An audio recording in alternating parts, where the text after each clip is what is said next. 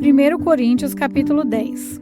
Irmãos, eu quero que vocês lembrem do que aconteceu com os nossos antepassados que seguiram Moisés. Todos foram protegidos pela nuvem e passaram pelo Mar Vermelho. Como seguidores de Moisés, eles foram batizados nas nuvens e no mar. Todos comeram da mesma comida espiritual e beberam da mesma bebida espiritual, pois bebiam daquela rocha espiritual que ia com eles, e a rocha era Cristo. Mas Deus não ficou contente com a maioria deles, e por isso eles morreram, e os seus corpos ficaram espalhados no deserto. Tudo isso aconteceu a fim de nos servir de exemplo, para nós não querermos coisas más como eles quiseram, nem adorarmos ídolos, como algum deles adoraram. Como dizem as Escrituras Sagradas, o meu povo sentou-se para comer e beber e se levantou para se divertir. Não devemos cometer imoralidade sexual, como algum deles fizeram, e, porque eles fizeram isso, 23 mil deles caíram mortos num só dia. Não devemos pôr à prova a paciência de Cristo, como alguns deles fizeram, e por isso foram mortos pelas cobras. Vocês não devem se queixar, como fizeram alguns deles, e por isso foram destruídos pelo anjo da morte. Tudo isso aconteceu como os nossos antepassados, a fim de servir de exemplo para os outros, e aquelas coisas foram escritas a fim de servirem de aviso para nós, pois estamos vivendo no fim dos tempos. Portanto, aquele que pensa que está de pé, é melhor ter cuidado para não cair. As tentações que vocês têm de enfrentar são as mesmas que os outros enfrentam, mas Deus cumpre a sua promessa e não deixará que vocês sofram tentações que vocês não têm forças para suportar. Portanto, quando uma tentação vier, Deus dará forças a vocês para suportá-la, e assim vocês poderão sair dela. Por isso, meus queridos amigos, fujam da adoração de ídolos. Eu faço com vocês como as pessoas que têm capacidade de entender o que estou afirmando. Julguem vocês mesmos o que eu estou dizendo. Pensem no cálice pelo qual damos graças a Deus na ceia do Senhor. Será que, quando bebermos desse cálice, não estamos tomando parte do sangue de Cristo? E quando partimos e comemos o pão, não estamos tomando parte do corpo de Cristo?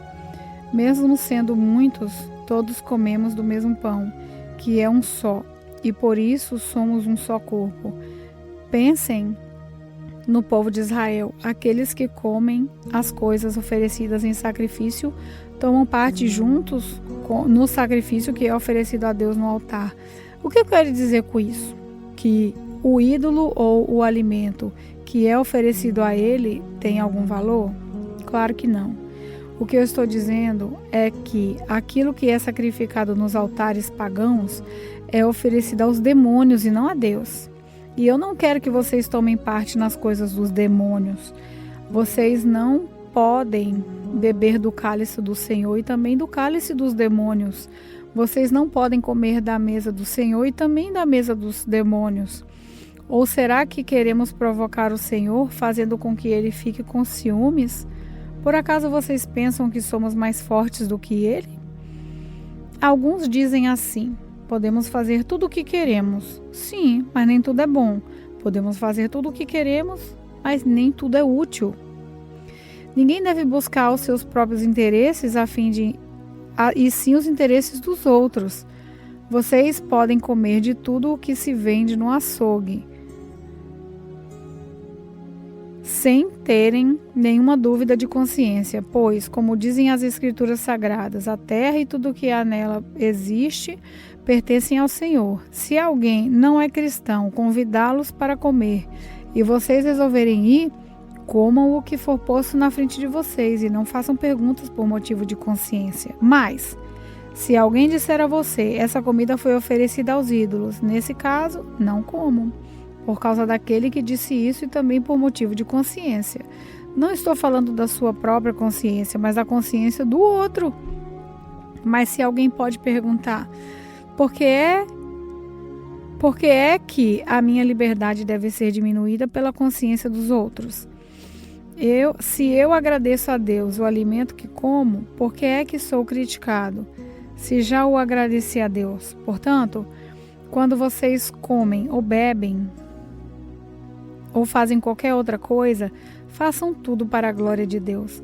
Vivam de tal maneira que não prejudiquem os judeus, nem os não-judeus, nem a igreja de Deus.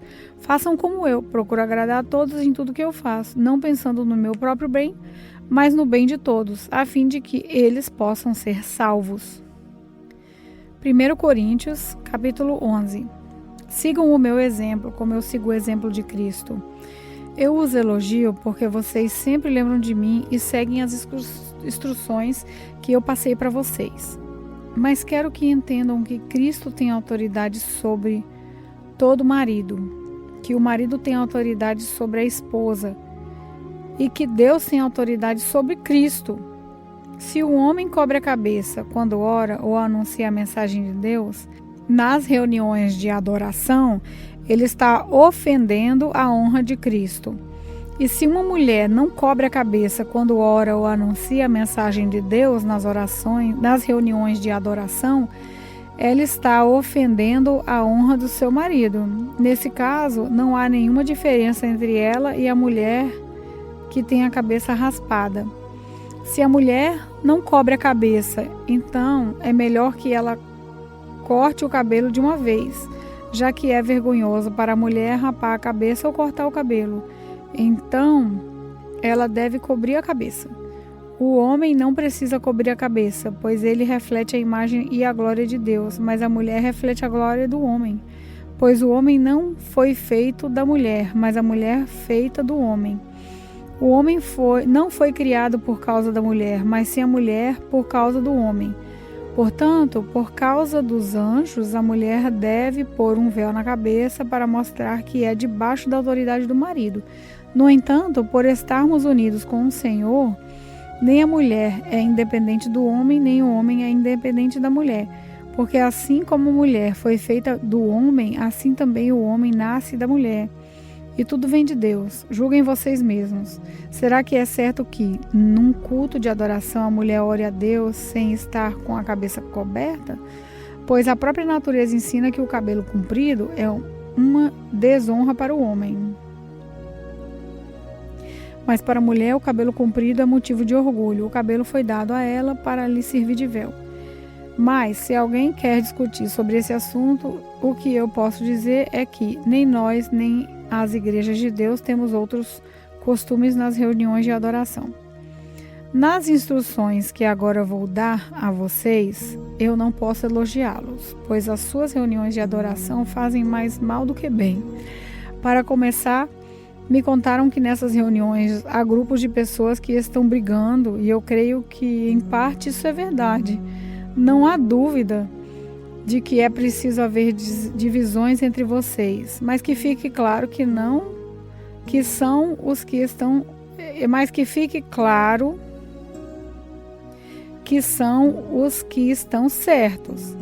Quando vocês se reúnem, não é a ceia do Senhor que vocês comem, pois na hora de comer, cada um trata de tomar a sua própria refeição e assim, enquanto uns ficam com fome, outros chegam até a ficar bêbados. Por acaso vocês não têm as suas próprias casas onde podem comer e beber? Ou será que preferem desprezar a igreja de Deus e envergonhar os que são pobres? O que é que vocês esperam que eu lhes diga? Querem que os elogie? É claro que não vou elogiá-los, porque eu recebi do Senhor esse ensinamento que passei para vocês, que o Senhor Jesus, na noite em que foi traído, pegou o pão, deu graças a Deus, depois partiu o pão e disse: isso é o meu corpo que é entregue em favor de vocês, façam isso em memória de mim. Assim também, depois de jantar, ele pegou o cálice e disse: esse cálice é a nova aliança feita por Deus com o seu povo, aliança que é garantida pelo meu sangue. Cada vez que vocês beberem esse cálice, façam isso em memória de mim. De maneira que, cada vez que vocês comem desse pão e bebem desse cálice, estão anunciando a morte do Senhor, até que ele venha. Por isso, aquele que comer do pão do Senhor, ou beber do cálice de modo que ofenda a honra do Senhor, estará pecando contra o corpo e o sangue do Senhor. Portanto, que cada um examine a sua consciência e então coma do pão e beba do cálice, pois a pessoa que comer do pão ou beber do cálice sem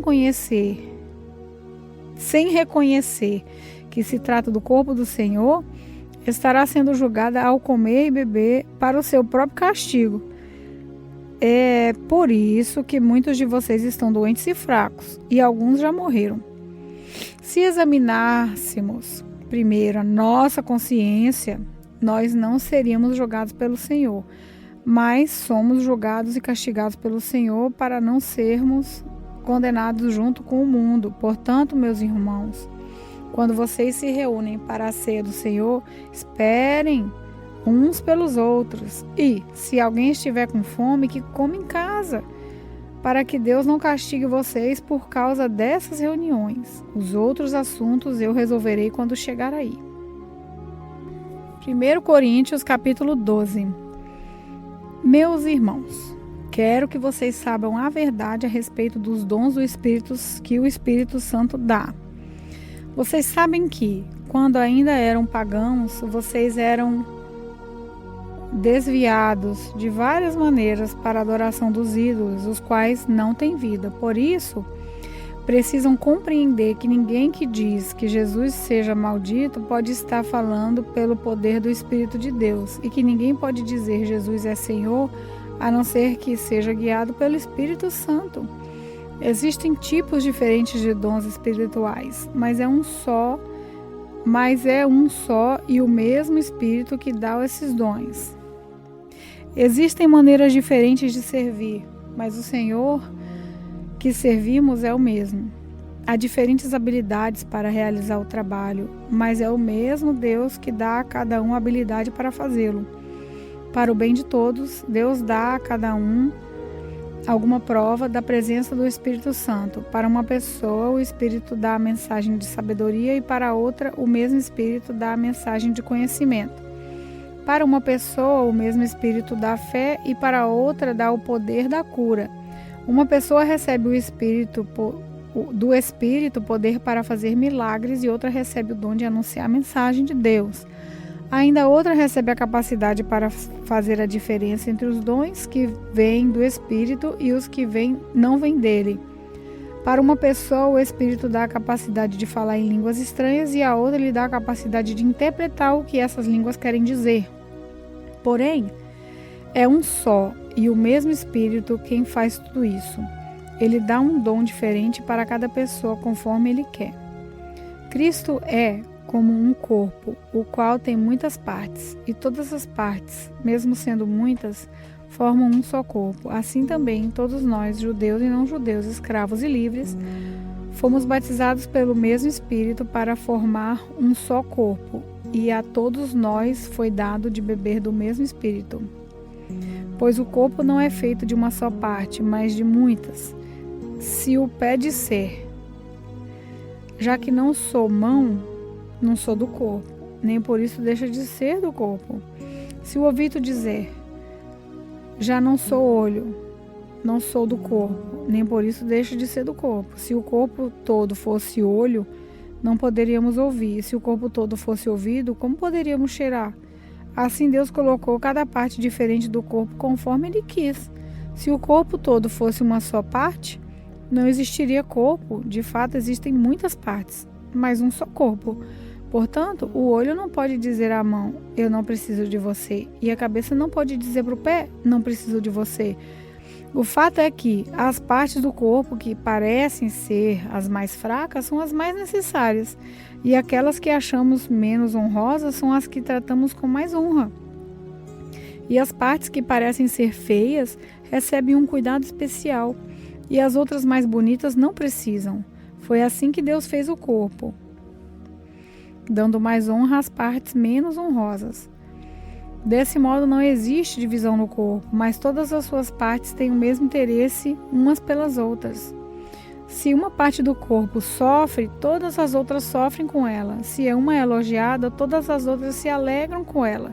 Pois bem, vocês são o corpo de Cristo e cada um é uma parte desse corpo. Na igreja, Deus pôs tudo no lugar certo. em primeiro lugar os apóstolos, em segundo os profetas, em terceiro os mestres, em seguida os que fazem milagres, depois os que têm dom de cura, ou de ajudar, ou de liderar, ou de falar em línguas estranhas. Nem todos são apóstolos, ou profetas, ou mestres, nem todos têm o dom de fazer milagre, nem de curar doenças, nem de falar línguas estranhas, nem de explicar o que essas línguas querem dizer. Por isso, se esforcem para ter os melhores dons. Porém, eu vou mostrar a vocês o caminho que é o melhor de todos. 1 Coríntios, capítulo 9. Será que eu não sou um homem livre? Por acaso, não sou um apóstolo? Será que eu não vi Jesus, o nosso Senhor? Por acaso, vocês não são o resultado do trabalho que faço para o Senhor? Mesmo que outros não me aceitem como apóstolos, vocês me aceitam. Vocês mesmo, pelo fato de estarem unidos com o Senhor, são a prova de que eu sou um apóstolo. Quando as pessoas me criticam, eu me defendo dizendo assim: será que eu não tenho o direito de receber comida e bebida pelo meu trabalho? Será que nas minhas viagens eu não tenho o direito de levar comigo uma esposa cristã, como fazem os outros apóstolos, os irmãos do Senhor Jesus e também Pedro?